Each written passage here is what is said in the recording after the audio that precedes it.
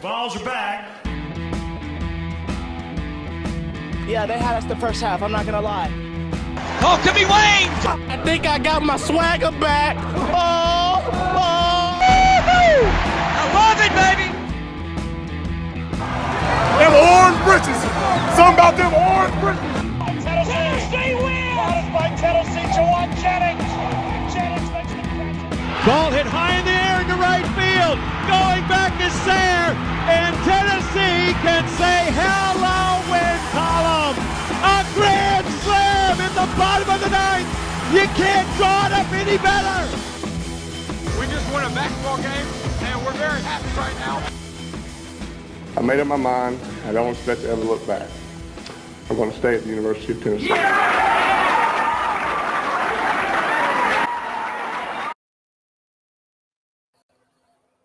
Reddit did to do, and welcome into More Important Issues. It is Sunday, September 11th. The Vols are 2-0. Landon, you are 2-0. Whoever is listening to this podcast, you are 2-0. When the Vols win, you win. What a night on Rocky Top. What a night in the Steel City, whatever that means. Yeah. Did you see the Bengals? Their screenshot. I'm going to find it out. All right. That joke will make sense later. You just keep up. Okay. All right. Golly, dude. And again, I just try to be a fan, and I look at this game, and I don't know how anyone could be upset, especially when you watch games like Alabama and Texas where, man, it's just a slugfest. Alabama didn't play their best game kind of deal, but they get the win on a tough road game. Same deal for Tennessee, man. It wasn't a perfect game, but you did what you needed to do. Your defense came up big. And you get a top 25 road win, a massive win over reigning ACC champion. Don't tell me about injuries. That's not the deal. That's just not what happened. Tennessee, my favorite thing is just how we looked at the line of scrimmage, mostly defensively. There was some stuff offensively. But even then, in the big moments, when they needed it, Tennessee did well at the line of scrimmage on both sides of the ball. Yeah, they found a way. And when you're talking about rebuilding a program, you're talking about building from one year to the next. And Tennessee last year just couldn't find a way to win those close games. And even though they tried to maybe give it away at the end, this team fought and found a way at the end to win a ball game on the road against a top 25 opponent. And here we are sitting at 2-0. We're a top 15 team. Keep going. Give it to me. God, I'm going to be unbearable. I am. It feels good. Unbearable is the right word. Yes. It feels good. Tennessee is at the end of the basketball season, we were ranked 15th in the country. In a baseball season, we were ranked 9th. And then, right now our football program's a top 15 team. So it's great to be a Tennessee Vol. Fulmer was right. Decade of the Vols. We just needed Danny White to do it, I guess. He didn't say he had to be involved for it to be the decade of the Vols, but that's a good point. That's a good point. And man, Chris, what's up, dude? Good to have you in. I guess Jeremy Pruitt said that, right? Yeah, that's why I winced at it. Yeah, Jeremy Pruitt said that. Jeremy. Fulmer had a similar kind of, what do you say? The you just said balls are back. Yeah, how we kick off. Yeah. Great, regardless who said it. Phenomenal soundbite. And you talked about just trying to rebuild a program, and we mentioned it. We clipped it. It was sent out. How you said just this game sets you up. If you want to go 9-3, you got to win this game, kind of deal. And in the same kind of take, I think winning a game like this gives you more confidence, and it gives you the ability to win some of those tighter games. Florida, listen, no matter how good you play, it's going to be a tight game. Kentucky, probably going to be a tight game no matter how good you play. South Carolina didn't play great, and it didn't go to the wire, but, they took Arkansas. They gave them a little bit. It wasn't just a Arkansas show up and win kind of deal. So you have a lot of these 50-50 games. I'm leaving some off, LSU.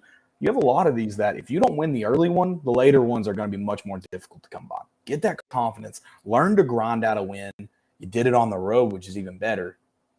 I don't know how you could ask for any more from this team than what they did on Saturday. And you didn't even play well. Looking back on it, I'm like, you muffed a punt. You had a punt blocked. You had a running back, get a first down and fight for it, then he fumbles. I mean, you just didn't have a lot of things kind of going. Hendon Hooker, I know he threw for 325, but he probably could have thrown for 500 yards if he, hits on some of those. Cedric Tillman had a touchdown. He probably has 3 touchdowns if one isn't overthrown and one doesn't hit him right in the chest and he drops.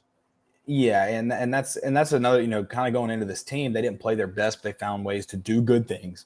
They found ways to win, specifically the defense. But even Hendon Hooker, could he have played a better game? Sure, but he's, especially with his, with his legs, he got a lot of extra yards, created a lot of extra downs, and then that touchdown to Cedric Tillman, that last one, that's just going, hey, I've got a dog on my right, and I'm going to throw him and let him beat a guy when I'm on coverage. And so he did the right things that got you to that win. I know he could have played a better game, but again, in a situation like that on the road, really what more can you want from your quarterback than to come up in big-time situations? Yeah, absolutely. You mentioned that. Go ahead. I just want to comment on, you talked about not playing our best, and you mentioned some of those, especially that special teams. And man, Trayvon Flowers, he had a roller coaster of a day. That pick in the end zone was great. He gets hurdled by a guy named Bartholomew that's not in orange. Tough day for him. But man, that sack he got in the overtime to force a 4th and goal from the 20-something yard line. I can't remember the down and distance exactly. Him and Byron Young, I mean, just a massive play. And hey, credit to Tim Banks for dialing up some great blitzes, and the guys for having the confidence and going there. And a little late at times, but you were still getting, I think we had 10 QB rushes. Is that right? I mean, you were in everyone's face. 25 QB pressures. What's the difference between a rush and a pressure? I don't know. And then we had, I think, 16 hurries, quarterback sorry. hurries. 16. Yeah, That's 16. where the 6 is not a 0. It's a 6. I don't know the difference between pressures and hurries, but but dude, just creating chaos, wreaking havoc, trying to get turnovers, and you got some. Tim Banks, buddy.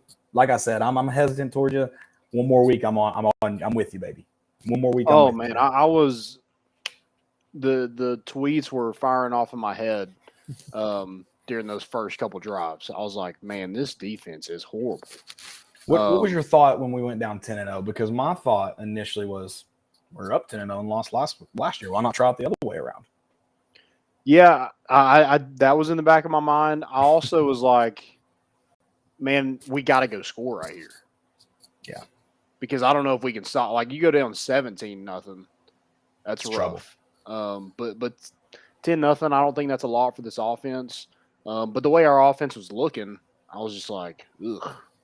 Yeah, it was a tough day, but we knew that was going to be a tough matchup too. We talked about, we think Tennessee should score points on them, but really we thought that'd be. And listen, I mean, yeah, it's not a ton of points, but if you tell me we score 34 points in most games, I'm hoping we win that. I'm hoping your defense, especially to Pitt's offense.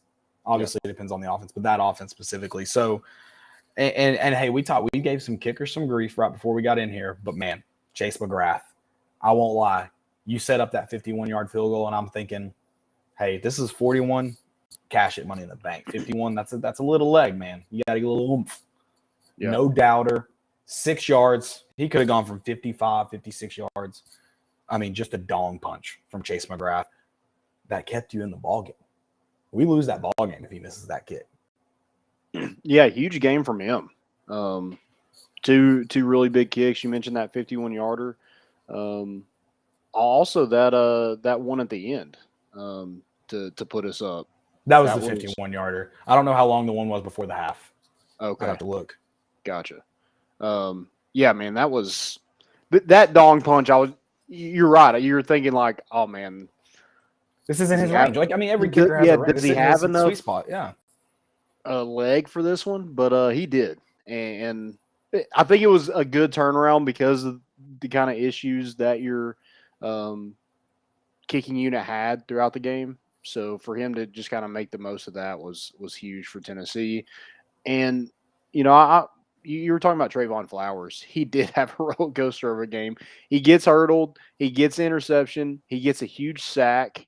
That kind of put them far back in overtime. And then I think it was McCullough who the safeties in general just didn't have a great day besides Flowers. And even him, roller coaster, man. Yeah, and then he muffs the punt there at the end. I just don't like. Again, Tennessee didn't play their best game. I don't think we did a great job of running the football. I don't think the offensive line did a great job. I think Hendon Hooker kind of faced some pressure. I think that's maybe a reason why he wasn't as accurate. Didn't seem like he scanned the field a ton.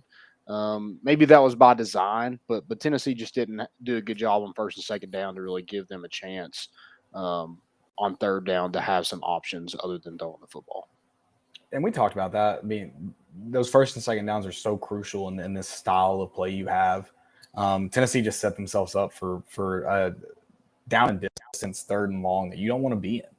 And so that's tough. And I think, Hendon Hooker got pressure, but he started off inaccurate. And, I mean, any quarterback, when you start off throwing the ball high, it's tough. You either got to decide to try to kind of just let everything come back to you, or you try to correct it, and sometimes that leads to overcorrections. And so that's a tough spot to be in when your first couple of throws look high, and that's where he was at. So that doesn't help the confidence. That's going to, you're probably going to struggle for at least a little bit and more past that throw. But no, all these things where Tennessee doesn't play well, it's just, I like Chris just dropped it in here a minute ago. It never seemed like Tennessee really panicked.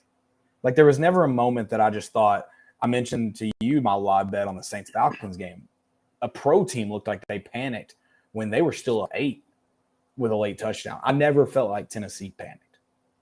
Yeah. I mean, when you have the kind of offense that they do, it's hard to panic. I mean, you got a guy that, can on the outside that can, take over a game at any time. You got a quarterback that's a veteran and, doesn't really put the football in harm's way. So, you got to be confident when you have that kind of offense.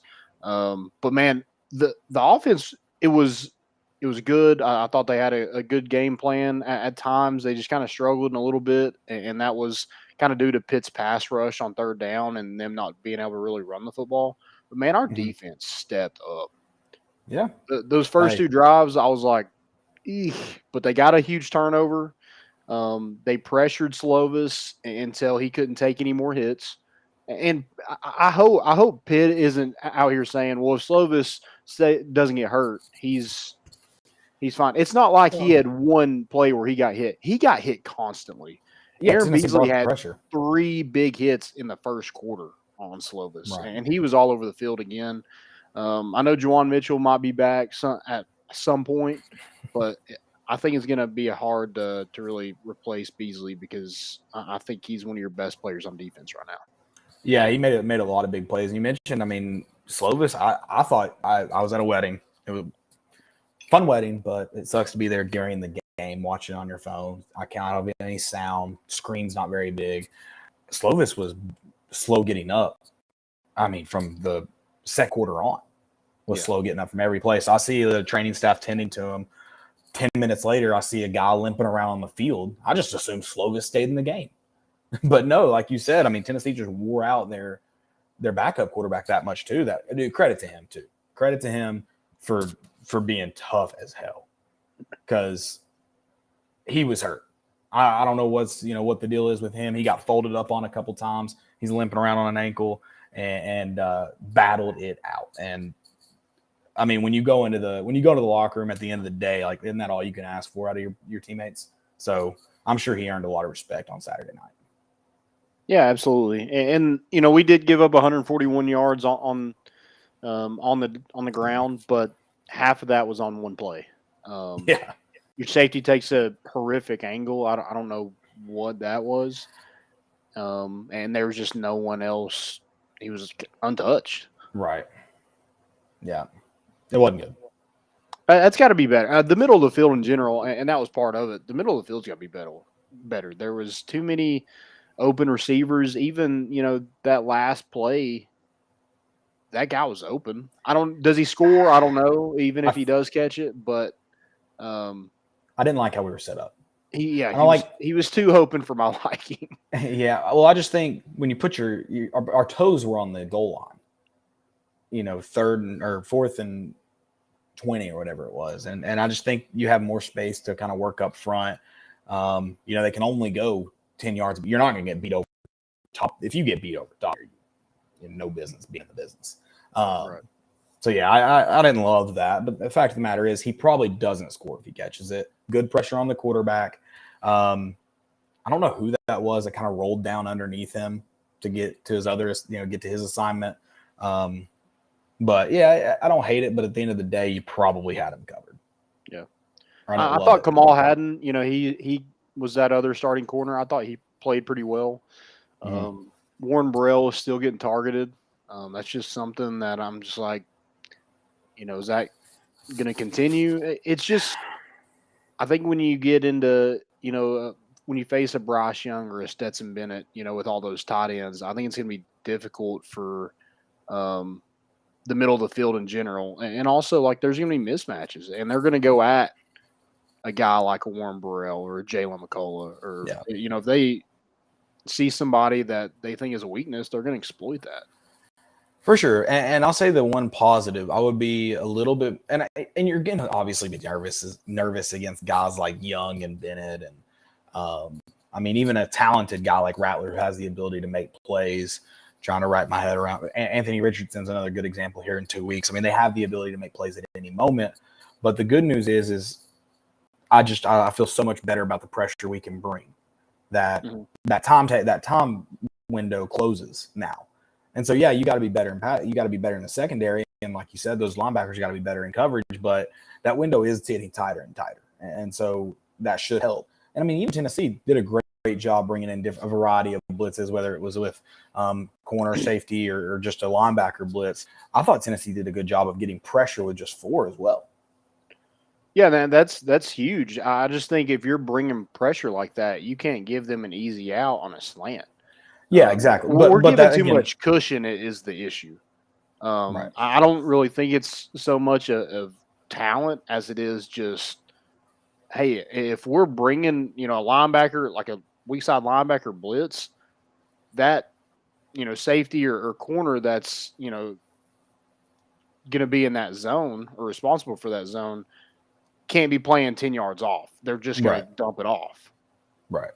So I think if I'm Tim Banks, after seeing our ability this week, I feel way more comfortable about putting a guy like Warren Burrell, in someone's face now, knowing the pressure. Because if he gets a guy with a good release, you're beat off the ball, unfortunately, and without any pressure. And they've done a great job, besides, those 2 plays where, the tight end, jumping over Trayvon Flowers and going, I think, 57 yards to the house. And then obviously that run where we just took a terrible angle.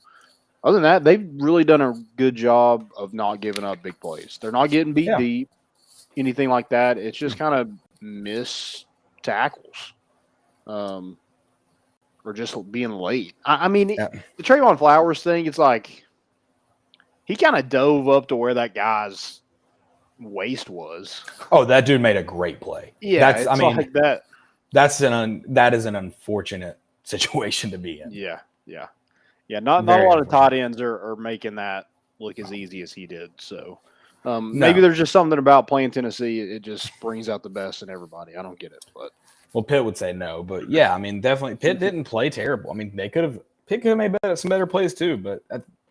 They need a better kicker, that's for sure. Yeah. Oh, God. Did we check him for a concussion? Did he know that the field goal was where it was at? Oh, my God. That one late in the game was bad. Yeah. But that's the thing about games like this is it's hard to play your best game because it's a freaking slugfest. Kentucky gets their, 3rd in a row win at the Swamp, 2nd in a row at the Swamp.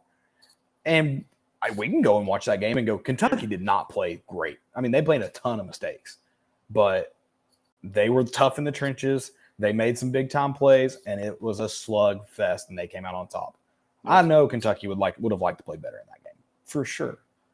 I want to ask you this because you can probably attest to it better than I could, but when you're watching the game on the sideline and you're seeing all this pressure and quarterbacks getting hit, does that, when you go into the game to actually kick that, when people are coming off the edge like that, does that kind of maybe get in your head a little bit? Yes, but you can't let it. Yes, that could have taken an effect yesterday It probably takes effect with all the bad kicks we've seen this weekend. Yeah, probably. Okay, cool. I mean, think about Evan McPherson. You see that one. He gets an extra point blocked. His next kick is the game winner. High snap. Well, he's thinking 1.8, 1.8, 1.8. I got to get it off. His steps are messed up. Holder's thinking 1.8. He can't get laces out, which you still got to make that kick. No matter what, you could be kicking the top of the ball. You got to get that. It wasn't long enough. You got to get that thing in there. But yeah, I mean, it's a lot like kicking. It's a lot like golf, shooting a free throw, same motion every time, no matter what's happening. But it's mental. You're the only time you step on the field, points are on the line. That's not the same case for a quarterback or a wide receiver or an offensive lineman. Every time you step on the field, every time you touch the ball, points are on the line. Yep. It's tough. And then you know what I hate? When you're going out on the field and everyone's grabbing you and telling you how big the moment is. Leave the kicker alone. You don't go out in the offensive huddle and someone grab you and go, this is the game. Better be good. Like, no one does that. Yeah, don't grab the man by the face mask. Like, come on, people. Or we need you right here. I hate that. God. Yeah, I don't like that. I'm not sitting here saying like baby kickers or anything like that. I never even kicked, but the I need you right here. I've seen that way too many times. I'm like, there's no way that works. Well, just be aware of the moment. That's it. Yeah. Like if we walk out in the offensive huddle, we know we need a big touchdown drive. You know what the quarterback says? He goes, hey, eyes on me. We're going to do what we've been practicing. We're going to go take care of business. Let's go. 1, 2, 3, break, go. Yeah. It isn't, hey, we cannot go up right now. You better be ready to go. Like, that's not the case. So be aware of the moment. Yeah, and, saying that we can't mess up right now, I'm sure that's what every opposing DB is saying opposite of Cedric Tillman, because he is roasting DBs. And he's underrated fast, but he's not just like a burner. Well, he's not Brew McCoy, who's got opposite of him. Yeah. I mean, he's a certified dude. When you want it in his hands, he's going to go up and make a play like he did in overtime. And I think he's the best wide receiver in the SEC. I can't really speak for the whole country because I don't know, but he's up there. That's an interesting take. Let me marinate. Me a better let that one. marinate with me. Yeah, name me a better one. Let me marinate. Let that marinate with me. I'll get back to you. Okay. Listen right now. I'm all orange. I'm with you. I just from a logical standpoint, I want to take a step back. Yeah, I mean, just name me a better one. I'll gladly tell you you're wrong. Dude, Cedric Tillman is a dog. He's good. He's a dog, and Tennessee just has so many. I mean, they just got a good set of wide receivers, and I heard it on. I think it was SEC Network after our game where they said Tennessee has the best wide receiver group in the SEC. It looks like that right now, especially after the game. It's hard to disagree. It is, and you get Brew McCoy more involved this game. He just looks tough, and that's as tough as Cedric Tillman is. If you expect him to carry a load like that for 12 games, that's going to wear on you. So getting another guy to come in Bayless's place and be tough is huge. Jalen Hyatt comes up big again. I just think he looks so comfortable and so confident right now. I just think he keeps getting better. Yeah, just little dunk passes, just getting some yards in there. I love the kind of game plan to just get him the football and let him work with it. Let him get you a few yards. Let him use that speed to pick up first downs. So Cedric Tillman had 18 targets. I don't know if you knew that. He had 18 targets, 9 catches. Brew McCoy had 4 targets, 4 catches. So I need to see him targeted more. He makes that play, for the touchdown. He makes that play on that wasn't even the biggest play of he had all day. The biggest play was on 3rd down where he catches a ball short of the sticks and breaks the tackle. Yeah, breaks the tackle and then heads up the sideline to get a first down and an extra couple yards. I think that was the biggest play that he had.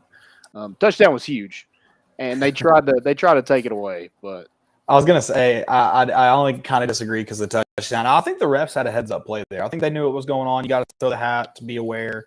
That he went out of bounds, but I think they made the right call. He didn't try to run out of bounds. He established himself. It was the thing is so the guy throws the hat, yes, and then he made the touchdown call. Like he had, I think he established I think he was aware of the situation.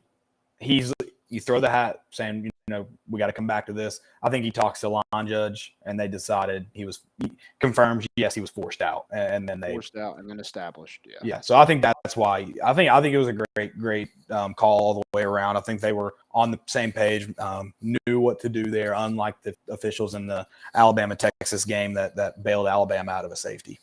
Yeah, absolutely. Which actually, I'll say this: I think they ended up getting that call right, but I think they messed it up initially, and I don't think you could legally go back and change it. Wait, say that again. So I think at the end of the day, I think they got the call right, but I think they messed up I think they did rule roughing the passer on the field. He said he misspoke, but I could see roughing the passer way before targeting. Gotcha. So and you can't change roughing the passer in a review. Mm-hmm. Right. So I think they bailed themselves out, changed some rules around. What are some things that you'd like to maybe see cleaned up a little bit? Offensive line all the way around. Not that they played a bad game. I think, like I said, big moments that came up big. Moments that stand out to me. What were our penalties? 70 yards. For 770, several holding, and the one that stands out to me the most is the Hendon Hooker touchdown in overtime that gets called back. You don't have to hold there, brother. He's past you. Just chip the guy, let him know you're there, slow him down a bit. They just didn't do a great job of really helping out. That could have easily been the game right there. Exactly. They don't do a great job of helping out Jabari Smaller, Jalen Wright. Made it a tough day on them. And again, that's not saying that they just played bad. I just think there's a lot of things to clean up. I think for the most part, they did a pretty good job of giving Hendon a pretty good pocket for most of the time. It's just those few plays here and there, and it really seemed like trying to think of the right way to say this, any kind of just an off stunt, whether it be a stunt blitz or something like that, anything like that seemed to really give us trouble. Yeah. Well, if that gives you trouble, that's not good in the long term of the season. And I think that too. I mean, I know that we return a lot of guys, but it's not like we're sitting here saying they're one of the best lines in the SEC or anything. So I think there's still a learning curve for them. Yeah, I think I said the offensive line looked rough, and it was kind of the same point you had. Is I don't think they had just a horrific game. Right. I think the penalties is what makes it look rough, in my opinion. Going backwards is never great. You obviously don't want to see Jabari Small have 10 rushes for 17 yards. And I thought Jalen Wright looked good with the ball in his hands. He does have that fumble and doesn't go back in the game. So I think Pitt had a point of emphasis going into this week. Hey, we're going to make Tennessee throw it, and we're going to make Hendon Hooker uncomfortable. Because they did a good job of it too. Yeah. Yeah, 100%. Because they gave up 190 yards to West Virginia. They weren't giving up 190 yards to Tennessee this week. Yeah, I thought I thought Pitt's front seven looked as advertised. Yeah, I agree. But when you do play press man, you're gonna give up some yards. And was it a holding call? Sorry, go ahead. I'm thinking out loud. No, we were just right when we said, like, hey, when you do that, like, Tennessee has the ability to kind of pick you apart, and that's exactly what these wide receivers did. For sure. Speaking of being right, by the way, can we talk about score prediction? Wasn't right. It was close. But I said 38-31, 38-34. To defense makes a stand to win it. Okay. I had faith. I also said Brew McCoy would get his first touchdown. You did say that. You did say that. Also, Joe, our boy Joe, if you want to hop in here. So close, he almost had that prediction. They should have gone for two. I know he's a little hurt about it, but I'm very hurt. Yesterday wasn't a good day for me. Not basically from right about kickoff to 3 a.m. Not a good day. That's pretty sick, though. That is a good hat. How's the pinky? Yeah, we just saw it. Well, oh man, that is wrapped up. Yeah, it's broken, so it's all right. I hate that. Yeah, I got slammed in big old fat door hinge, like big heavy door. It just crunched and like snapped right away. So yeah, it was really gross. It like passed out everything. It was disgusting. But How did that happen? I don't know, dude. I went to slam the door and like held my hand out a little too long. I was watching the game, so I may not have been in the best mental clarity mindset. If you're picking it up. And yeah, I put my hand out and just crunch. And Dang. So yeah, I got to watch the second half from the ER, which was kind of cool. But the fact that they kept calling me back in and out, I was like, I was getting a little bothered because like there's just no signal there. So like I could see in the lobby, but then when they call me back, and at this point there's like a minute left in the fourth quarter, and I'm just freaking out. Were you at UT? Yeah, I was at UT. Awesome. Dude, that's one of the worst ERs of all time. Like, do not envy you for being in that ER because God. No, it was yeah, okay, here's the other thing. 35-27. I was like on the ball. I don't know if it was like just a priority thing yesterday. I suck at math anyway, but it was 27. And I'm like, oh my God, we just got to score a touchdown and it hits. In my mind, 8 points is equal to 7. I didn't do the math. I was picturing 27 is 28. I'm thinking in like sections of 7 like you do for football. And I was like, one more touchdown, I win like $400 because I bet the correct score in FanDuel. I was like, you know what? I woke up and just felt that number. I'm going to bet it. So I got so hyped in the ER. I'm like, let's go. Because I saw he scored a touchdown. And I was like, oh, McGrath just has to make the extra point. We're good. And then it said final, like 34 or 34-27. I was like, that's brutal. Truly. So they should have went for 2 is what you're telling us. Yes. Just for my – oh, and I also took them over 34.5 team total points. So not a good day for me. That's bad, man. I'm sorry. I'm going to be honest. The ER ain't even the worst part of this your night now, honestly. I didn't care at that point. I was just happy to win my bets, and then to find out I lost them, that was the worst part of my day for sure. Gosh. This is why I don't bet on the balls, though, by the way. Because I never do either, and I don't know. I was being stupid. But at least we won, so those losses a little less. If we had lost and those losses happened, those are the worst. Those you can't. Yeah, that's the thing. I didn't have a great betting weekend, but having Tennessee wins, it's fine. I'll take it. Good. I had an okay one. Came up on the good side today. Tennessee screwed me. Titans, not balls. Screw them all. 49ers kind of screwed me, but they also played in freaking a monsoon. I didn't watch that game. Mm-mm.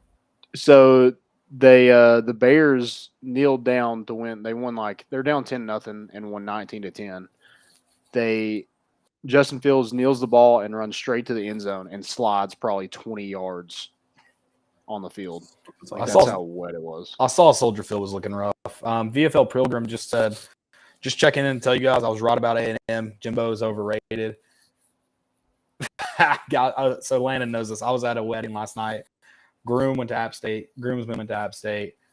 It was a fun night. I got to enjoy college football. It sucked again not to get to watch the Tennessee game at home. Good TV, but we celebrated the nears and we celebrated the tears. It was a good one. It was a good night. They wouldn't play Rocky Top though. That kind of sucked. Oh, they wouldn't? Well, I didn't ask. I told a girl to ask because I thought that would get Rocky Top played faster. And she said they wouldn't play it for some reason. I can't remember. I don't know what she said. It was too loud. But and it was in Chattanooga? It was in Chattanooga. God, unbelievable. You didn't FaceTime me either. I FaceTimed everybody to go nuts. I drank a beverage that I pounded. Drank pretty quickly with our guys on the FaceTime. And I wish you'd hopped in because as we're doing this, the fire stations are out there and the fire trucks pull them back in and I'm getting them going. Fire trucks blowing sirens and horns at me. It was awesome. They had no idea why either, but it was awesome. Yeah, you were in the road. That's what it was. Telling you to get out of the road. The sirens were before they put me in the back of the car. Yeah. Yeah, that Texas A&M. Let's go back to Tennessee. Let's get guys to impress because I feel like we're gonna get to this college football and it's gonna be a while. So guys who impress you, we kind of mentioned Aaron Beasley. He's a dog. I mean, he just looks so just instinctive and like he's flying around. He's sideline to sideline. He's getting hits on quarterbacks. He's not missing tackles. He just looks good. No, maybe he agreed. just needed some confidence. Maybe just needed another offseason under his belt of being that guy. And maybe having Juwan Mitchell kind of pushing him for that starting job helped him out too. But he looks good right now. I agree. Love what we saw from Aaron Beasley.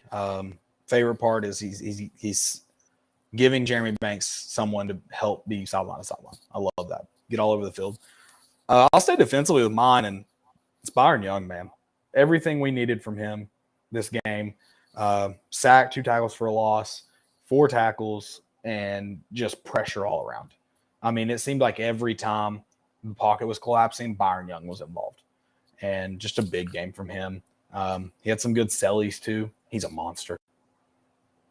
After that, I think when they went up 17-7, I think it was a quarter and about a minute and a half had been passed. Since that point, you saw a lot more of Byron Young, and that's when the defense took a turn. So I think the defense goes as Byron Young goes. For sure. And I mean, that's just getting the pressure on the quarterback. He just does such a good job of getting upfield. He's strong. He's agile, tough to get hands on. Good dude. And this is what we saw. We've seen good Byron Young games, but we talked about how important the defense was in this game, and Byron Young showed up big in it. Yeah. And staying kind of with that same defensive line, I thought Amari Thomas did well. 2 fumble recoveries, had 4 tackles. He just seemed like he was all over the place as well, getting pressure. When you're getting pressure on the edge, it doesn't matter if they're able to just step up in the pocket every time. But Amari Thomas was kind of up in his grill, pushing people back into the quarterback where he wasn't able to escape and get away. So I was super impressed with Big O in the middle there. And he was close to getting a few sacks. He was, which a lot of guys were, man. That's the thing. He's running down people on the sidelines and stuff like that. I mean, he's just kind of all over the place too. Everybody's like, I was there and they're like, who the heck is 21? And who did he eat? Or what did he eat? 281. Yeah. No, that's my favorite part too about Ball State. If you watched it, the stat line of 0 sacks didn't tell the full story of what the defensive line did. I don't think the 4 sacks in this game tells the full storyline of what that defensive front did to the Pitt offensive line. Tons of pressure all day. Aaron Beasley getting that huge hit on the interception on Slovis. I mean, just pressure in their face every play. Nothing came easy. It was – I hope we get more. If we get that against Florida, I feel really good about Anthony Richardson looking like Kentucky Anthony Richardson, not Utah Anthony Richardson. Yeah, and Tyler Barron's another guy who really benefited from Byron Young, and as well as Byron Young benefited from Tyler Barron doing well. But he had that strip sack at the end of the half to set Tennessee up in field goal range. And that was huge, and he was just kind of another guy that was all over the place. I think they saw West Virginia getting home against this Pittsburgh offensive line last week, and it seemed like this defensive line and that front 7 was just licking their chops going into this game. Yeah, and even some of the secondary, they got involved in the blitz, and they took advantage. It was fun. Wesley Walker had a sack. Hey, that's all you ask for when you're nickel corner, even a safety, man. You're looking over at that defense coordinator Hope, and he's giving you calling in a DB blitz. You're like, it's time. Or doing that Gary Bertier where they just go across and just point at him. Yeah, exactly. We blitz all night. And going the opposite side of the ball, Cedric Tillman. Again, best wide receiver in the SEC until you prove me otherwise. He's leading the conference in yards. Yeah.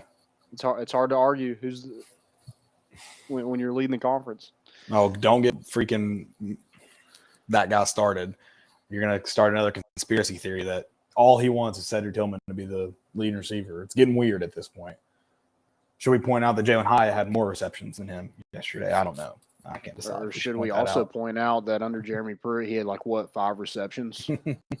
Maybe Jeremy Pruitt didn't want Cedric Tillman to be good. Didn't want him to have it. Oh, that's a good question, Landon. Yeah. That's a great question, brother. Good Lord. Offensive side of the ball, it's so hard not to stick with receivers, and I want to go with my boy, but I'm going to go with Lannon's boy. If you watch Thursday, it's Brew McCoy. Fast, physical, tough, wide receiver. You might be back because of the way Brew McCoy has. You mentioned being the best receiving core in the SEC. Well, they wouldn't be without Brew McCoy. Yeah. And he looks just like a straight dog. That touchdown where he gets through a defender, moving him to the sideline, it's huge. Talk about that first down, 4 receptions, 4 catches. Balls come his way, he's catching them. Don't talk about the one at Ball State. We'll ignore that. But Brew McCoy played great against Pitt, and this is, I think, like Jalen Hyatt, a little confidence builder. Let's see that ball go his way more against Akron and then more against Florida. Maybe Cedric Tillman opens up some more too. Yeah, and that route kind of on that touchdown, it was so clean that he, is fighting off a defender, but as soon as he gets past him, he gets back on that line. Yeah. And that puts him back in bounds and reestablishes himself. And that's part of why that's so important. But yeah, that looks so smooth and was huge for him. But yeah, he's my dog going forward. Love me Good some dog. Brew. Also with those wide receivers, only played, I think 4 of them played. Only 3 got yeah receptions. I'd like to I see. think Ramel Keaton played a couple plays, but that was it. And I would like to see more than 3 wide receivers. But did you need more than 3 against Pitt? Because why you don't rotate them just to rotate them. That's not the case. Yeah. You're rotating for either packages or to get a guy breather in this fast-paced offense. You're not just going, hey, you've worked hard in practice. We'll give you this. Isn't JV football. And so I would like to see more receivers out there. I think it makes the offense more dynamic when you have moving parts coming in and out, but it's hard to argue with a guy who had 9 receptions for 162, a guy 11 for 73, and another guy 4 for 58, 325 total. It's like, yeah, I just don't know how you just straight up say we should have seen more. Right. Yeah, I'm with you. It was just weird to me. You saw so many last week, and then this week you're back down to 3. And right. I think last season you wanted to see more. You just couldn't trust anybody else. And I just hope we're not getting down that road where if you do deal with some injuries, you don't have guys ready because you didn't play them, throughout the year. Right. And I think too, I do think it's weird. I'm with you because even Josh Heupel has kind of made that a point of emphasis throughout the offseason about we want to see more than 3 receivers. So yes, I agree. That is weird that it didn't seem like no one really got a chance to even get sat on the bench. So yeah I agree. And no one Jimmy Holiday scored a touchdown last week. Walker Merrill scored a touchdown last week. So yeah, it was just kind of head scratching a little bit. Maybe they go back and be like, yeah, we probably should have played some more guys. But yeah, going back to what you said, how can you really complain with the production you got out of them? Yeah, for sure. And then we've even had Richards ask about what's happened to Squirrel White and Jimmy Holiday. I mean, I don't. It'd be a guessing game to say why they're not playing. So I'm not going to do that. But I'm thinking you're going to see him at Akron more, especially the freshmen. Talking about guys like Squirrel White or a guy Walker Merrill, Walker and Jimmy both. They've seen the field very, very sparingly in their time here. So maybe some of it's a comfort thing. And you talked about that trust. And so that it took Jalen Hyatt essentially a full year of significant playing time and he talked about it, the buy-in. So there could still be kind of some things to learn about each other, for lack of a better way to say it. So I don't know. And then Scotty also asked about Brandon Turnage, where he's at. A lot of questions about defensive backs. So. yeah, and until it gets fixed, I'm thinking there's a lot of young guys there, and I think you kind of see that they just aren't satisfied with what they have in the back end, and that's why they're recruiting so many defensive backs. Right. But Kamal Haddon's the best defensive back on this team, in my opinion.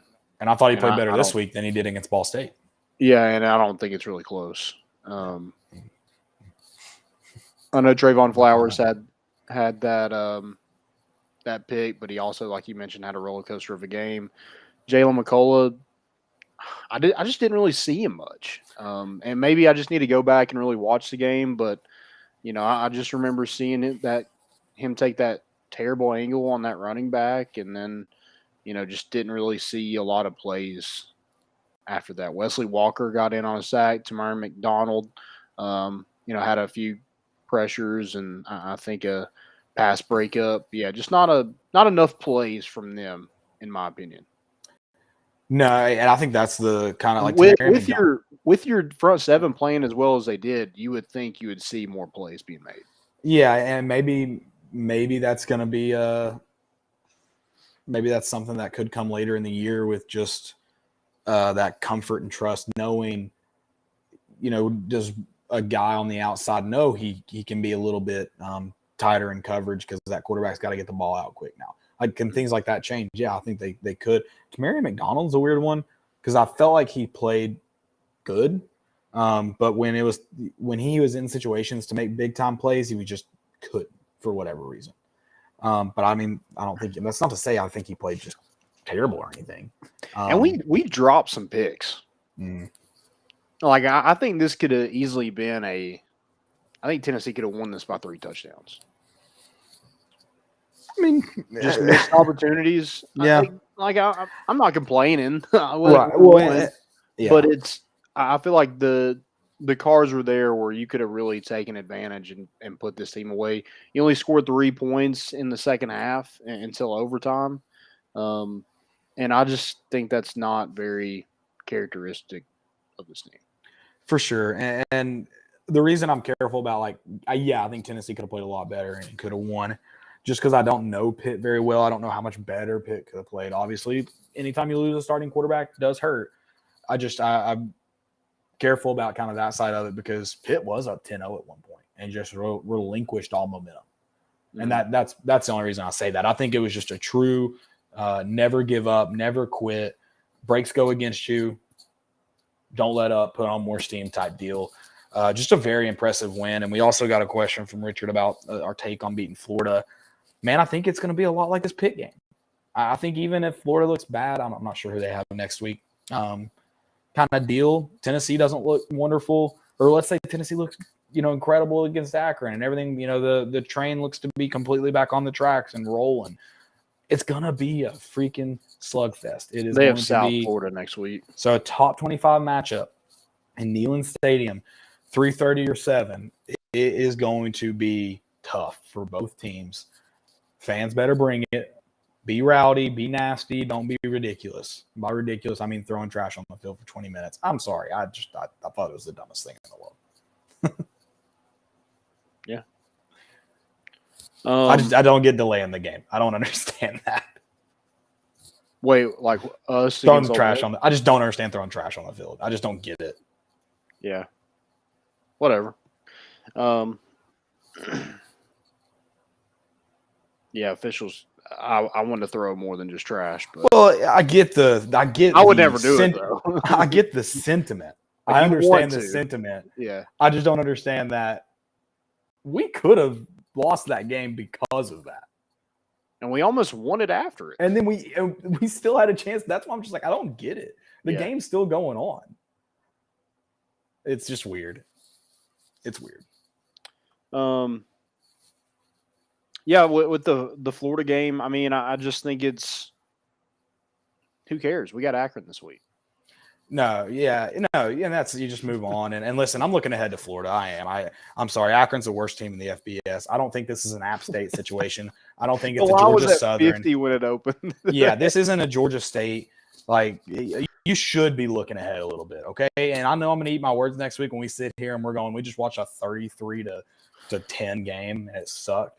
But the fact of the matter is, this is a barely even go take care of business game. Everybody and their brother who's stepped foot in that facility this year should be dressed up and expecting to get in the game. We're running 120 out of the tee this weekend, so everybody can play and mama can get pictures of them wearing orange. This is the time that Tennessee becomes the new Tennessee, the Tennessee that was the old Tennessee prior to 2008. This is where you do it. You get ready for Florida. You bring them in here, and you make Florida want to rehire Dan Mullen. That's how bad you beat them. Yeah, they got humbled this week, so I think that's, and I think Kentucky kind of exploited what kind of we thought about Florida is like when you take away Anthony Richardson running the football, can he make enough plays with his arm to beat you? And from what we saw last night, he can't. Yeah, and I think what I love about our defensive line this week is usually the way, and listen, if quarterback plays good and he's able to escape the pocket, create time, all that, listen, they're just having a good game. But when you bring pressure from all sides, so you've got Amari Thomas coming up the middle, Byron Young, Joshua Joseph, Tyler Barron, whoever it is on the outside, and you have nowhere to go, you can't scramble. Yeah. And so I think the way the defensive line as a whole played this week gives me a lot of hope for limiting those big plays with his feet. Yeah, he just doesn't have enough weapons around him to spread out and give him rushing lanes. No, and we're saying all this too, and it's still going. I'm telling you, it's going to be a slugfest. It's going to be like this game. There's going to be some ugly moments that make you go, what the heck? But we're watching 19-year-olds in college football. Yeah, there's going to be a Bartholomew on this Florida roster somewhere that's going to have a huge game against Tennessee. It's just well, it's probably going to be is it Pearsall, Ricky Pearsall? I think he's like a wide receiver from Central Michigan, maybe, or Arizona State. Some kind of colors. They had maroon in there. Yeah, some kind of colors like that. But yeah, it's probably going to be him. But yeah, I'm excited for that game. It's not like I'm going into this game worried about it. I'm not worried about Florida. I think we got a really good football team. I think on paper we're going to be favored in that game. It's going to be rocking. It's going to be fun. Tennessee can prove they can play on the road. Florida hasn't proved they can play on the road or at home. Well, they did beat you. They did beat Utah. Get out of here. Utah's still overranked. What? Oh, I mean, are we just looking at it and going, yeah? I mean, they play the Pac-12. Arizona State. That's where Pearsall's from. Yeah, I think Utah's a good football team. I think they're overrated though. And it's not their fault. It's the media. Oh, for sure. But them, making Florida the number 12 team in the country because they beat Utah was the dumbest thing ever. For sure. But I'm excited. Yeah, Anthony Richardson isn't going to beat us with his arm. At least I hope not. Don't let him. Even if he has a good game with his arm, I just don't see him beating him with his arm. No, I don't either. So, no, I can't wait. Like I said, it's going to be a fun one. It's going to be a tough one. Heart rate's going to be at an all-time high. I mean, and hey, here's the thing. 330. You think we'll get 330? I think there's a good chance College Game Day is coming to Tennessee. They're not going to go back to Ohio State. I think Clemson plays. Well, they're not going to A&M in Arkansas.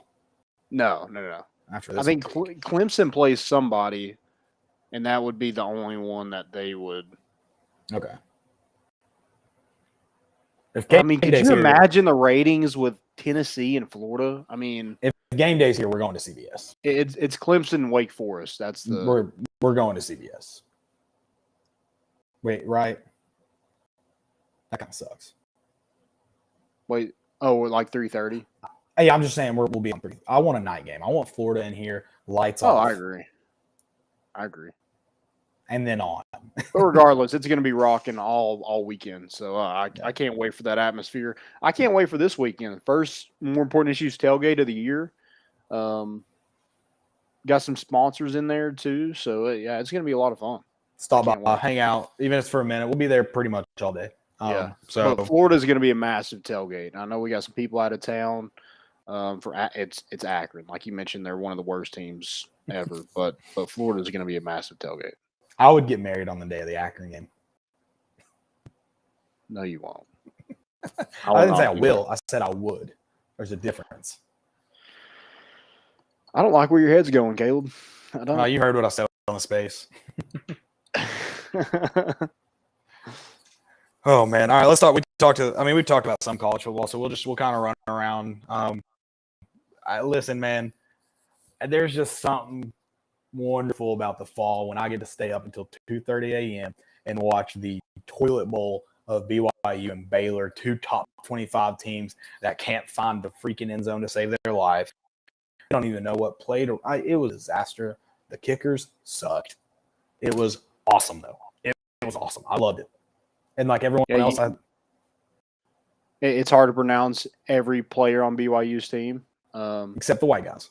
Yes. Yeah, like there's a Dan Smith, and there's also like the rest of them are like Samoan. So yeah, exactly.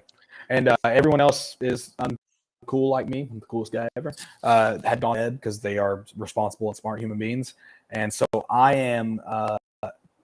I have money on Baylor, and I hedged actually. I would have won $10 if Baylor had won. So BYU misses that field goal, first one, and I'm up.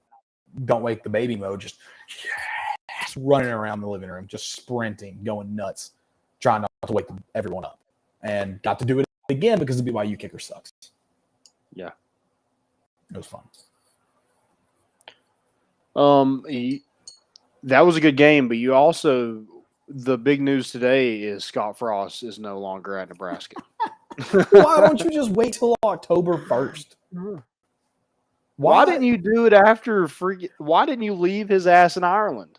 Yes, but since you didn't, why didn't you just wait till 1st?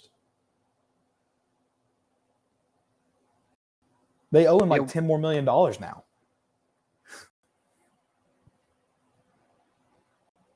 They lost to Georgia Southern yesterday. 45-42. Okay, this obviously has nothing to do with NIL. Like, clearly, we're in, year 2 of NIL? But everyone's talking about how the rich will only get richer, blah, blah, blah. Well, yesterday you had Georgia Southern beat Nebraska, Texas A&M App State beat Texas A&M, Marshall beat Notre Dame, and Georgia State beat UNC. Kind of seems like the little guys are catching up in the NIL era, huh? Maybe. I just think a lot of these teams have done well with the transfer portal. Yeah, I mean, I'm just being facetious for sure. Yeah. But I mean, like Chase Bryce, like at Clemson, then at Duke, and then finds a home at App State. And it seems like he's been in college for 8 years, but yeah, I think there is kind of a beauty with the transfer portal. I know it sucks that, you're watching Friday night and see Tyon Evans score that first touchdown for Louisville, and then you see Henry To'oTo'o playing for Alabama. It just still makes me sick. I can't wait till he's somewhere buried on an NFL roster somewhere. But yeah, I think there is, for those smaller teams, there is kind of a beauty in it.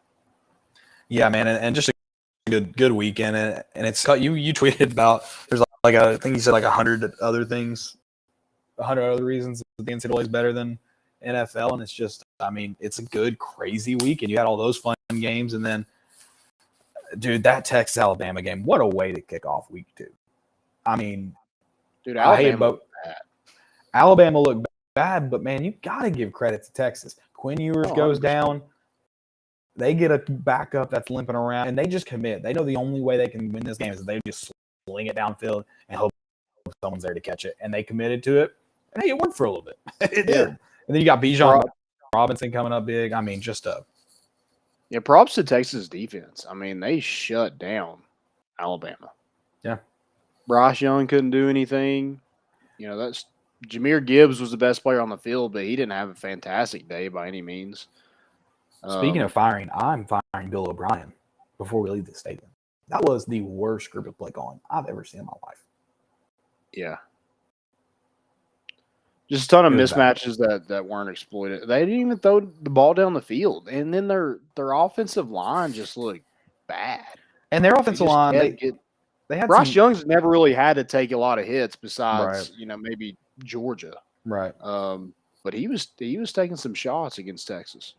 And it was so weird. There were a couple of times Alabama's offensive line would just do a really good job of opening up holes, getting downfield, or they would create a great pocket for Bryce, and then next play just right. So credit to 10-7. Yeah, I can't wait until a few weeks when like Texas loses like a heartbreaker to like Kansas. That team lost to Kansas last year, my friend. Oh yeah, The guy that scored the touchdown was a third-string fullback. Is that right?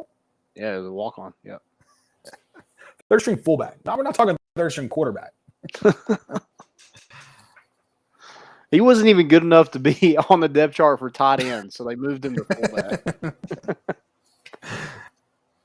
God, I love it. Also, Notre Dame. So is Marcus Freeman on the hot seat? They were feeling good after that loss. Hey, that's what about Tennessee going back. Tennessee's win real quick. I will take an ugly loss over an ugly win, over a beautiful loss any day of the week. Notre Dame fans leaving Columbus talking about how good, blah, blah, blah, just to cough it up to Marshall. I thought the spread was interesting anyway. It was only like at 20. And I mean, now you're thinking like, oh yeah, you should have taken that. But like Notre Dame, like a top 5 team over, a group 5 team, like a Marshall, you're thinking 20 points. That's not a lot. I thought about that one just because I didn't know if like Notre Dame could go out there and just score a ton. No, it had nothing to do with how good Marshall was, personally. Yeah, I mean, they made that quarterback look uncomfortable as crap. I mean, they threw 3 picks. Yeah, and they were not good picks either. They were not just really good plays by Marshall's secondary. They were ugly. I'm trying to see the yards for Marshall had 364 total yards. Notre Dame had 351. I mean, that's terrible. I mean, you just got beat. It wasn't like, Marshall kind of found a way at the end to kind of win it. Like, they just beat Notre Dame. Yeah, for sure. Dude, I didn't watch this game, but I picked Wisconsin. How in the world did they end up losing to Washington State? It's abysmal. We can move past it. I just need to say it out loud. Vandy brought down back to earth. Led the SEC for 2 weeks, but it's all they'll get. Couldn't do it. All they'll get. Miami struggled with Southern Miss for a while. Yeah, that's what it looked like. Get out of here, Joe. Yeah, Joe, you want to get in here too? Get out of here. Not after saying that name. Oh, you know how to do it. You know it's the real thing. I'm thinking maybe we had some kind of spear ceremony then at the University of Tennessee because quarterback play the last 2 years, I truly cannot feel his presence anymore, thankfully. You didn't need to say that. That was an all-time jinx. But I tried it. I tried hard at jinxes yesterday. I was testing the jinx. Yeah. Did you have a little superstition going on? I was moving all around the area. I was like, when I was inside, I was running back and forth. Well, I did. I wore the same outfit I wore for Ball State, and I will now wear it until Tennessee loses again, or loses for the first time. But as soon as we went down 10-0, I said it. I just said it out loud. I wasn't going to think it. I said, well, we were up 10-0 last year and lost. So let's just address that right now.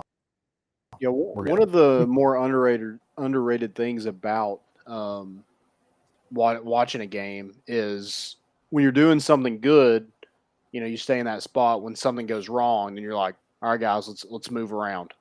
Let's go in here and watch it, or let's everybody switch places. I love that part of.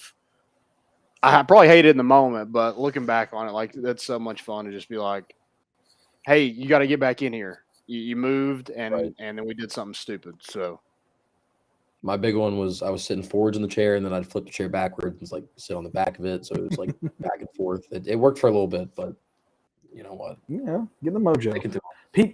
People kept asking me if I wanted to sit down. I was like, guys, I cannot sit down. Like, I'm way too fancy. Just let me wander, walk.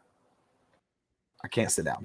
So, yeah, I know you guys touched on it a little bit, but Alabama are frauds. They don't deserve to be number 2. They're frauds. I love it. Bryce Young is not Heisman caliber. I'll take Hendon Hooker. I'm amped for that matchup in Neyland. It's going to be, oh man, Alabama, Tennessee. Yeah, I'm hoping we're 5-0. That's all I'm praying for. I just want to be 5-0. If we're 5-0, I'm talking myself into a win very quickly. Oh, for sure, especially on game day. 100%. And you know, College Game Day will be in Knoxville for that one, at least if that's the case. So I think if Tennessee's just 4-1, whatever. Yeah, I think they're. If you only lose to like maybe LSU on the So would they choose Clemson? Would they rather be in Knoxville for Florida or in Alabama? Do they take Clemson Wake Forest because that's going to be a good matchup and hope that Alabama's their way because they ain't coming to Knoxville twice? No, I don't know. I saw a prediction that they were. Now this was obviously that's changed a little bit how the season's played out so far, but there was a prediction that they were going to go to Baton Rouge for the LSU Tennessee game. But I don't know what the matchups are that week. But I don't know that. Yeah. Do you think that they'll still do that? I don't think so. It's A&M Alabama that day too, isn't it? But that's gone out the window. Is that the same weekend? That there's no shot. Yeah, that is. If that's then not a shot. That's definitely going to be. I don't know after A&M's meltdown. Yeah, but after last year. But then do we get a night game, and that game goes at 3:30 for LSU? For LSU. If Tennessee's 4-0, there's a chance they're on 3:30 CBS 3 weeks in a row. Damn. How do you feel about Akron that game? Like in a sense, I'm a little nervous, Joe. Late at night, like more daytime to festively drink and party. I think we missed a rest in Neyland Stadium history. We're playing Akron. Yeah. All that pent up anger and excitement from this past Saturday is just going to come out on Saturday and right in and around Neyland.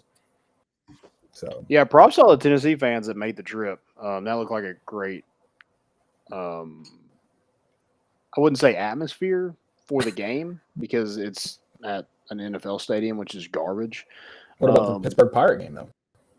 Yeah, that was cool. Yeah, they kind of made their own like Vol Navy kind of in there too. So yeah, it was pretty cool to see how many Tennessee fans did make that trip up there.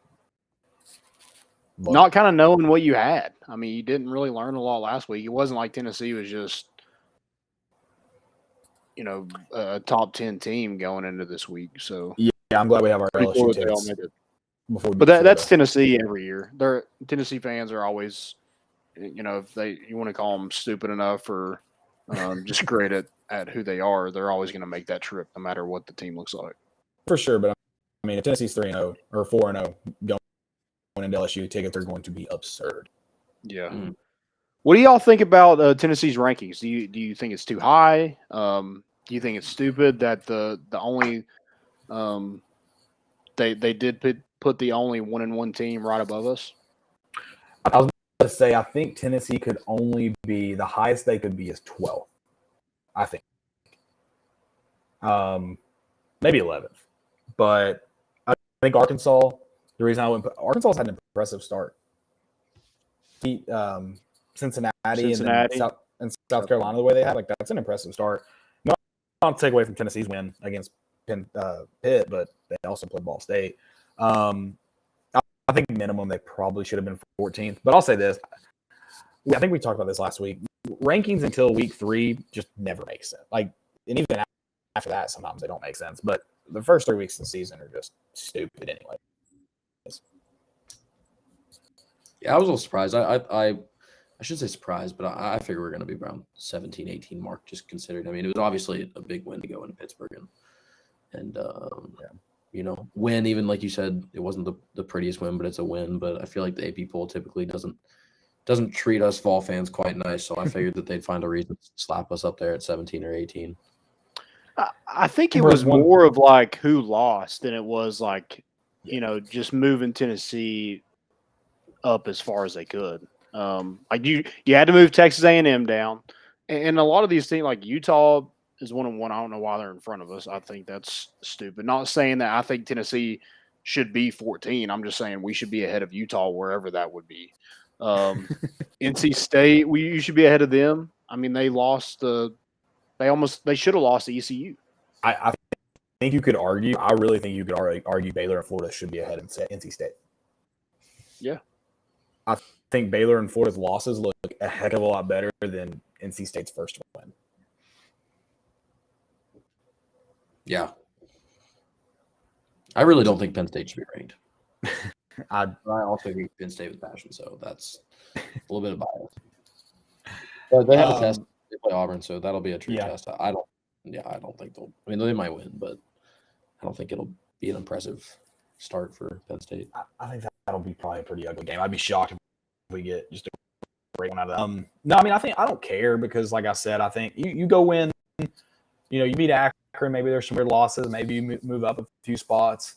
You go beat Florida, and again, people got to lose, but you could be in the top 10 by week 4.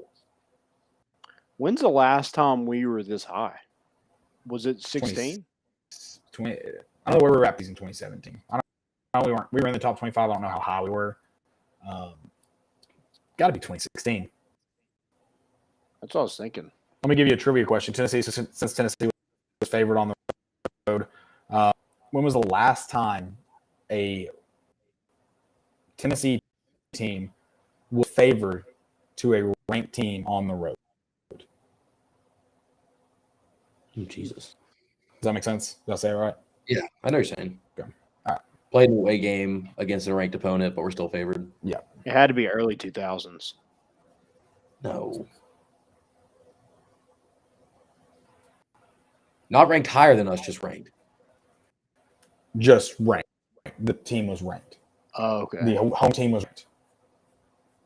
Was it 2016? It was 2016. Was it A&M? It was not A&M. Week earlier, Georgia.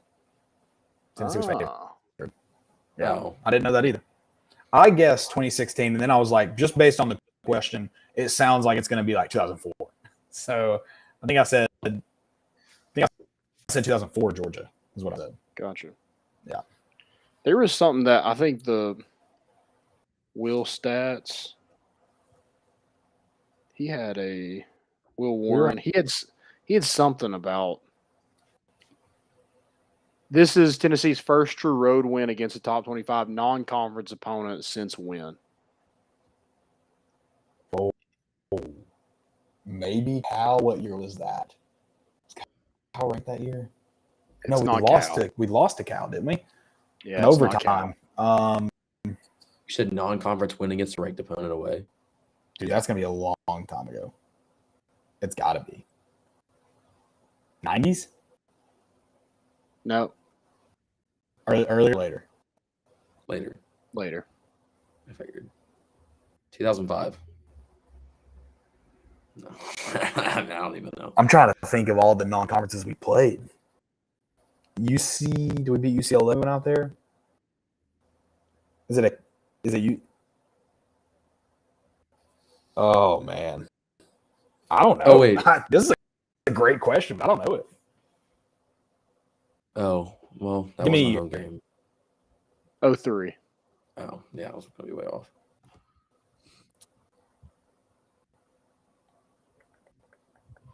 I don't remember who we played in 03. Oh, I think I know this, but for the sake of sounding dumb, I'm gonna pass. It was the U, Miami. God, that was dang it. You're not gonna believe me, but that was my guess. But I was like, I feel like we played Miami early 2000s, but I can't remember. So that's why that was cool. Yeah. Was it UCLA or Cal? I can't remember which California school we went out late 2000s, 2000 whatever, not 2000 before Dooley, obviously, and lost, I think, in overtime.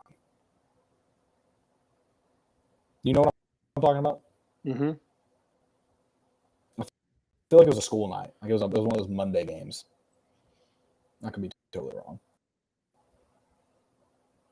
I don't know. Well, all right. Anyways, college football. I'm gonna wrap this one up. USC Stanford. Cash that bet. Cash. Easy money. I think I went 3-3. You went 3. I went 2-2 this week. You had 6 locks. Not locks, just okay. ones that I played. I just tracked my locks. I went 2-2. Iowa State money line. Cash it. No doubt. That was ugly. I lost UCF to cover an App State over. I had App and A&M over.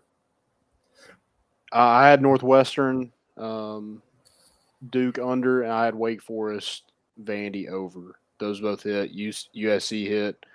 Alabama sucks. Who else? That's Central Michigan. That one. I told you that's too crap. Many points. I mean, they didn't even make me sweat it. It was awful. Honestly, dude, I'll say this: when Texas refused to try and score a touchdown there, game over.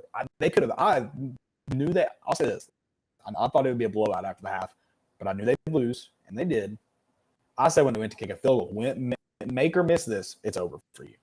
You really push the game. Dumbass double down at the half. Double down. Yeah, I was like, dude, the Ewers is out. That quarterback's going to come in. They're going to eat him alive. Wrong. No, awesome. It was a trap from the beginning. I everyone I know was like 20 points against Alabama against a fraud ass Texas team. Vegas knows more. I'm never going up against those. I learned my lesson too many times. It's a trap. Here's the thing. That was Bama's one slip. I mean, they played awful. They had like 15 penalties, and they still won a game. Like that's most ever under Nick Saban. Yeah, I mean, they played their worst game of all time and still found a way to win on the road. Truly, it's the downfall. I mean, Tennessee didn't play their worst game of all time, but they didn't play a great game, and they went on the road too. So, no. Do we have any questions? I know. We're putting issues after dark, folks. There you go. Joe's on it. Seriously, man, you got the yawns going. Sorry. Do we have any more questions though that we didn't get to during the show? Other than that, I don't. I do have a most important, and this is awesome. Y'all are gonna love this. It has to do with fantasy football. You might have saw it, but Amon St. Brown got a DM from a guy, and he said, "Congrats, you've been selected to my fantasy team. With that being said, I want to set some ground rules. We will be perfect in every aspect of the game. You drop a pass, you run them out. You miss a blocking assignment, you run them out. You fumble the football, and I will break my foot in your John Brown hind parts, and then you will run them out. Perfection." He sent that to a Lions wide receiver. Hey, and he took it to heart because my man had 20 points this week. So, yeah, he took it to heart. Was it you, Caleb? Did you send that? I didn't, but it was with the sender in spirit. I think that needs to be more often. I think more NFL players need to be accountable for the fantasy teams that they're on. I think there needs to be maybe a group, maybe like a big Discord that they're just like the mod of, and then like everyone can just flame them if they had an awful week. You got to own up to it. Yeah, I'm all for voting to not have tight ends in fantasy. I hate it. Mike Gesicki, I'm looking at you. Well, that's your fault. Why did you draft Mike Gesicki? Everybody want to draft a tight end in like the 4th round. I do think that's dumb. I think you can reach for a couple. Tight ends. There's not a lot of great tight ends. There's not. But there's a few you can score a lot of points with. So I don't hate it. Yeah. I agree with reaching in the 4th or 5th round if you're going to get, the Travis Kelce's that are. I mean, when they're going to put up more points than most of your wide receivers are on a weekly basis. But then I got stuck. I didn't pick them in that round, and like they all went, and so I just didn't go the next round, and then got an even worse tight end. I mean, the good news is your team doesn't suck because you're tight end. Your team just sucks. So that's the good news. Well, I didn't think Michael Thomas would go off, but he did, and that was my fault for not playing him. Dude, I put up 149 points today, and I'm still going to lose. Good Lord. Jeez, I'm not even going to break 100. I'm in a competitive league. My team's good, but it's a death. Is it 8-man? Actually, if Tom Brady goes down with an injury in the next less than 2 points, we actually have a chance. He's only got 3.9 points right now. So yeah, it sucks. I'm not happy about it. Leonard Fournette has more than Tom Brady. That's stupid. It's possible. Never count it out. I also wait. Has there been a touchdown scored? Nah, 6-3 now. My first one is a goalkeeper in La Liga. This is pretty cool. I don't know if you've seen this video. It's like one of those. It needs to be played to the Titanic music because it's very cool. Apparently, a fan started having cardiac arrest, which I don't even know how the attention was brought to him. And I don't know how Conan. I'm gonna botch this. He's from Argentina. He went and sprinted to the bench and got the defibrillator, the soft defibrillator, and ran and threw it up into the stands. They got this person back, got him to the hospital, and they lived. I don't know how it happens, but it was so cool. Very confused, but awesome. We love it. It's always saving lives. So were you saying that he was like one of the players and then scored has anything to do with scoring, or he just was in the middle of the game and ran to the They actually lost. He saved lives. He couldn't save a shot. They lost 4-0. But he sprints from the goal, goes and gets the defibrillator, and then he has to throw it up into the stands. Like the stands, I guess, were like elevated from the field, and he had to throw it up into the stands, saved its life. That would have been bad if it just like shattered. That would have sucked. True. He entirely missed the throw. Was 8 rows short, and they can't find it in their feet, and they're trying to scheme for it. Did y'all see Isaiah McKenzie on Thursday Night Football do a gender reveal after he scored a touchdown? That was cool. In the camera, he said it's a boy, and so all of his family was waiting. I don't know how they Oh, I thought you were talking about the streaker for a minute. Didn't someone run on the field with a smoke flare? And it was paint. And I saw a tweet that was joking these gender reveals are getting out of hand. And so that's okay. I'm with you now. Yeah. I missed that. So he scores a touchdown and the camera said it's a boy. And his whole family is watching in some bar or something and they all go nuts. But how do you just wait to see if he gets camera time? How does that work? I guess that's what it was because they were. I mean, he wasn't even there's a lot more talent on the Bills to go around, so I definitely wasn't. He's probably their third wide receiver. Yeah, it might have just been a very laid back if I don't get on TV, I don't get on TV. But I don't know. Maybe he's going to go find him either way. And post game, I don't know. The way do they all know immediately what he was doing? Yeah. Yeah. Oh, okay. The video is all of them watching the big. It's a huge TV, and I could barely hear it. I don't know how they did because there was no subtitles, but you could just make out for it. Boy. Yeah, he takes his mouthpiece out, and it's right in his face. Gotcha. I was just wondering because it'd be funny if he just yelled that, and people are all excited for his touchdown, and then they're like, "Wait a minute, he said it's a boy. They're pregnant." That's what I was asking. Yeah, I'm interested in that coordination as well. Our gender reveals back. For the love of God. Speaking of streaker, did you see the guy at the LSU game that just stood on the field so nonchalant? Streaking, dude. You guys be casual. Act like you're confident. Yeah, he just stood there like he was scouting a team. He was just standing there. And he didn't they ran a full play with him standing on the field. That's a field. That's a really cool. I thought you just meant on the sideline. No, he's on the field. I missed that. I'm about to go find that video. There's a really cool picture of him just standing at the 20, and they're 10 yards ahead of him, running the play, and he's just and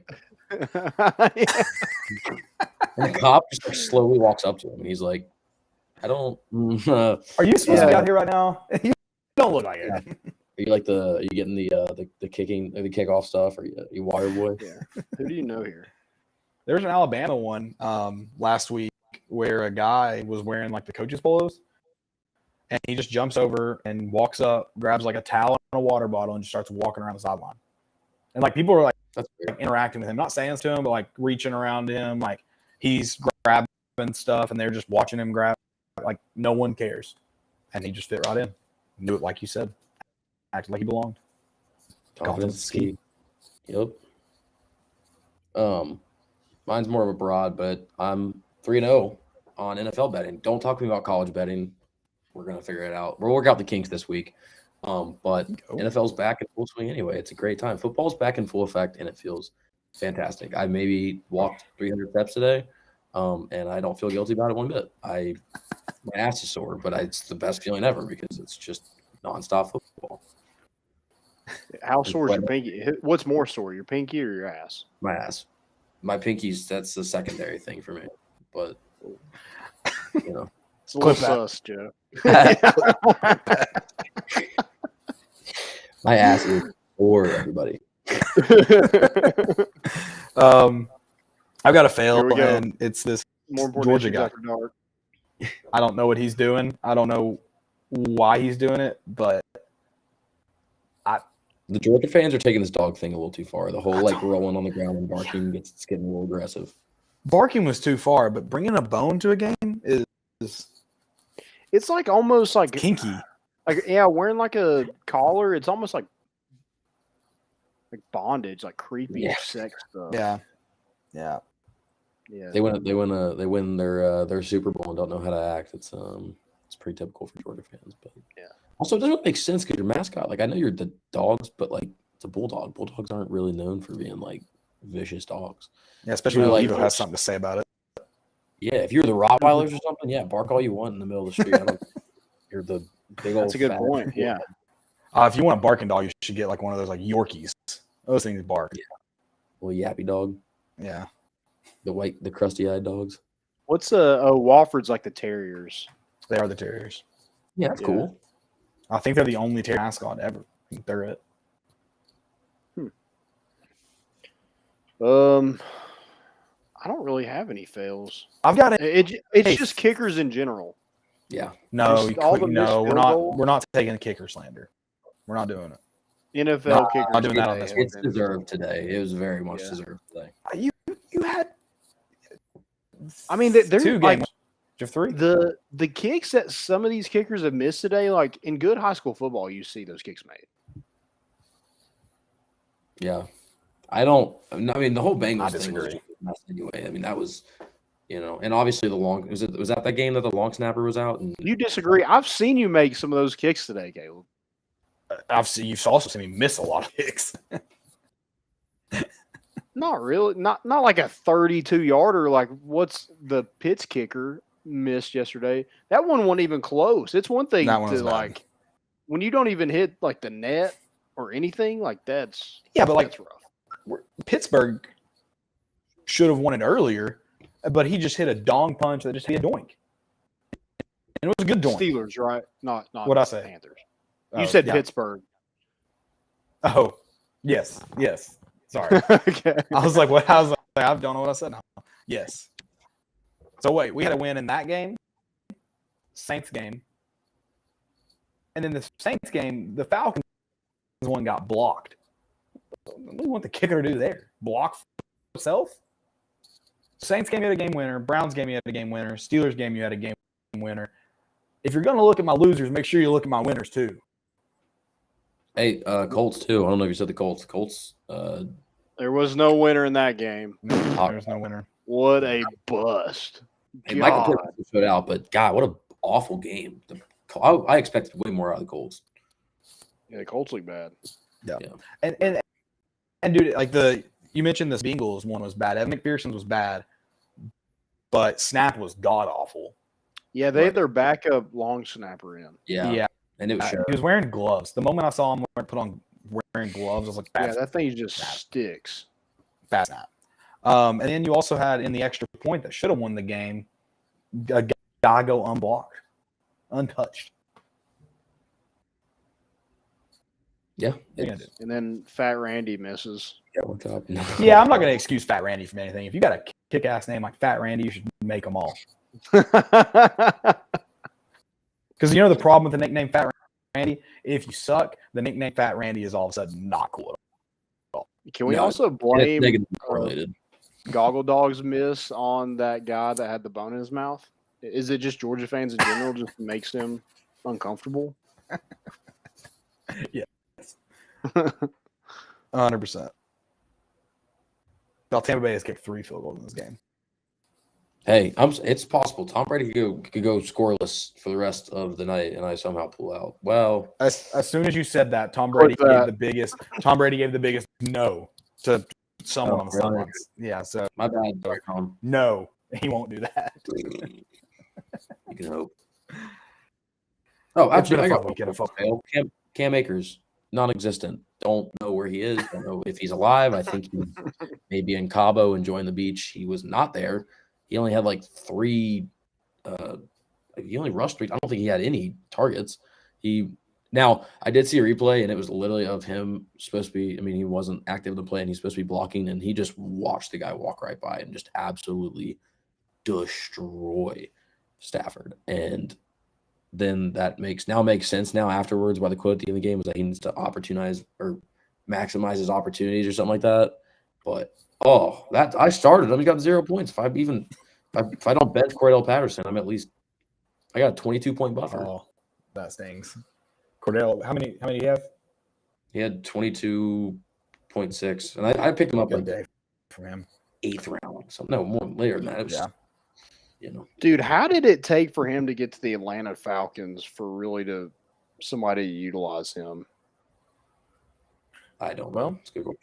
Other than on special teams. He did play for the Bears at one point. They weren't going to do it. We know that. Right. Vikings, who else did he play for? Anybody else? That's it. Okay. Yeah, I think it was just those 2 teams. Yeah, probably. Still, he's been in the league for a long time for them finally to make him a star player. Well, and it was the talent's always been there. Well, the NFL found out that he could be a running back because the Bears had to use him as a running back one game or one season. Right. So the Bears lucked into that deal. Yeah, I don't know why the Bears are getting rid of their star players. I mean, they suck. They won today, I get it, but it was also in a monsoon against Trey Lance and the 49ers. You know who didn't win today? Dude, he sucks ass. Yeah, they're awful to watch. It's boring. God, he fumbled 5 times. He slung it once, baby. Bomb. Also, rip to all the Nick Chubb owners that just stole him super early and then just had to watch Kareem Hunt just take the ball everywhere today. I knew they were absolutely losing their shit. So I'm gonna end on this one because I love this. Real quick, did you see Todd Blackledge and Sean McDonough talking on a hot mic? Yeah. After the game? And my favorite part about it, pedestrians. My favorite part about it though is Sean McDonough's getting frustrated because he can't pull up the stats on the ESPN app, and he kind of just tosses his phone down. He's like, the ESPN app sucks on ESPN. I was like, yes, it does. I don't know why somebody was like Sacagawea. I'm like, yeah, I don't know what that was about where either. is the context here? Yeah, I also don't know why Tennessee fans are mad. What could you possibly be mad at the video? Yeah, I mean, they said Pitt was pedestrian. They didn't say Pitt should have won. They just said they pretty much said you just get all the way there and you don't win. Yeah. Whatever. All right. Well, guys, that's all I got. Anything else? Nope. Good. Awesome. Well, guys, y'all have a good week. We'll see you back on Thursday. And then, obviously, we have a huge tailgate this weekend for a night game against one of the worst teams in the FBS. Guys, we got a top 15 team. And if we win this week, maybe we're in the top 10. Who knows? Maybe if it's 120 is enough. I think you got to be Florida. Hey, with all the upsets we got going on, maybe we just fall into the top 10. Who knows? You may not be wrong. Guys, thanks for listening again. See you back. We're bringing the boat in, and we out.